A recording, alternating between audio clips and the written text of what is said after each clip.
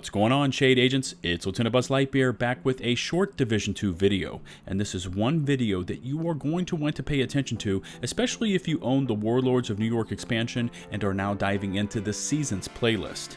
Now, although I am enjoying this new manhunt and the ability to activate modifiers, there are certain mechanics involved with this latest add-on which are either not clearly explained or are not functioning properly. And this is where we begin this 3 mechanics you need to pay attention to video for Seasons.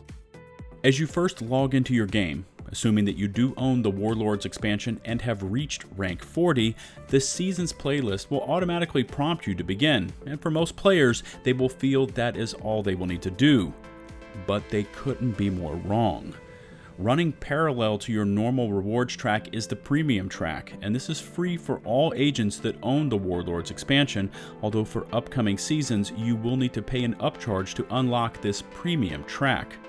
And this brings us to item number 1, and that you need to activate your Season 1 Premium Pass, or you will not get the rewards that it offers and which you are entitled to. Now these include gear set items, gear dies, cache keys, material caches, and more. And if you don't know to activate the Season 1 Premium Pass, you will not get these items. To activate the Premium Rewards track, first activate your Seasons tab from your character menu, and this will bring up the main landing page for the Seasons Progression and Rewards track. Next, look at the right-hand portion of your screen and there is a smaller vertical tab that will prompt you to activate your Season 1 Pass, and there should be a key prompt to begin.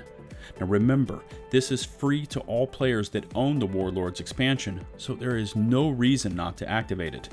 Once you have activated the pass, there will appear what looks like a movie ticket, and that means it is now active. Now, if you activate your rewards track icon, it should have 2 different layers of loot, and the levels that they are unlocked at.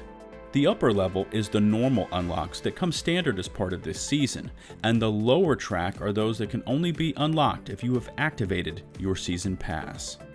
Item number 2 has to do with the new global settings mechanics that were installed with this update, and you really need to pay attention to these as they have the ability to totally erase your progression. Now, as you begin your season, you have the ability to customize your open world experience through the difficulty settings as well as directives. Agents can choose from normal, hard, challenge, and heroic open world difficulties, along with 5 directives, which allow you to further customize your open world experience. In addition, these directives award you extra XP on top of your chosen open world difficulty modifier and in tandem with the double XP that is running with the season, which will lead to fast rank ups. What most players don't know, although it was published in the launch notes, is that changing your global difficulty settings or modifiers after you have already begun the season's manhunt progression will immediately wipe away all your manhunt progress to 0. This will not erase your season's rank and loot progressions, but all your manhunt bounties, missions, and control points will return to 0, as the game will perceive this as you were attempting to reset the manhunt to begin the progression again. In addition, and this is a huge point, is that the game is currently not saving your directive settings between play sessions and could lead to you erasing all your manhunt progression. Now let me explain. For example, let's say you log in and begin your season's manhunt by activating the season and then selecting the global difficulty and directives. You play for a few hours and then decide to take a break, and you finish approximately 50% of your Neptune investigation progression.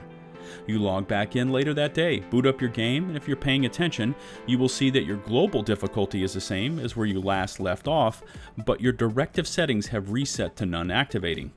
Thinking that this is a mistake, you go into your directive settings menu, reactivate the same settings you had chosen at the beginning of your first session, confirm, and think that you pick up your progression at the same 50% completion that you left off at initially from your first session. And that is where you got it wrong. The game perceives this as you are attempting to reset your manhunt progression because you want to begin again, and it will reset your progression to 0. Now, I don't know if this is a bug or not, but this is a mechanic that needs to be addressed immediately.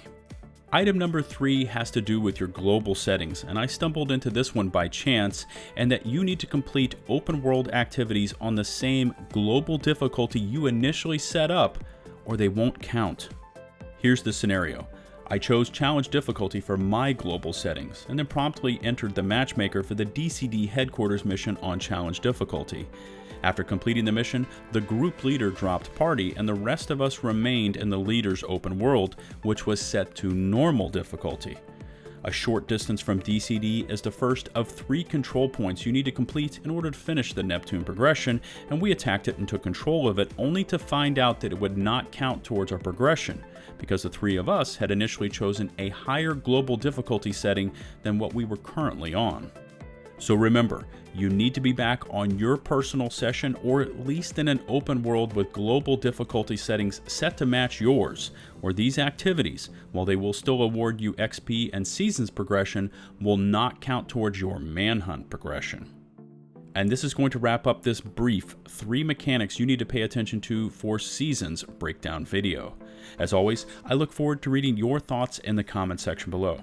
If you haven't done so already, please smash that sub button and click on the bell icon to receive all notifications from my YouTube channel. If you liked the video, rate it with a thumbs up. If not, with a thumbs down. If you feel like supporting me and my YouTube content, please check in the video description for links to my Patreon account and Buzz Boutique merchandise store. Follow me on Twitter for all my latest thoughts concerning most things gaming related, with a heavy emphasis on the Division franchise. And until my next upload, this is LtBuzzLitebeer signing off.